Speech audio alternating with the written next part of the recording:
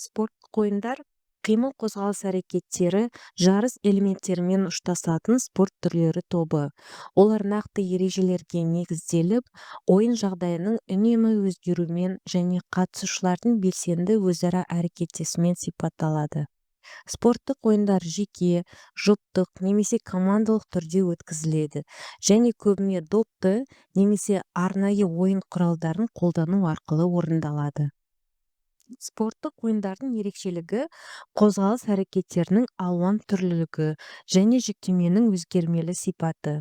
Ойын барысында жылдамдық, күш, төзімділік сияқты дене қасиеттері ғана емес, сонымен қатар зейін, реакция жылдамдығы, кеңістікте бағдарлану және тактикалық ойлау қабілеттері дамиды.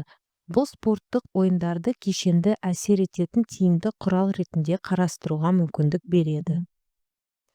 Командалық спорттық ойындар әлеуметтік және тәрбиелік маңызға ие.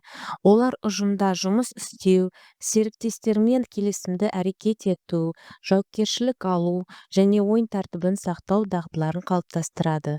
Сонымен қатар жеңіске ұмтылу, ерік-жігер, табандылық және эмоцияны басқару сияқты тұлғалық қасиеттерді дамытуға ықпал етеді. Жоғары оқу орындарының дене тәрбиесі сабақтарында спорттық ойындар оқу мақсатына бейімделген түрде қолданылады.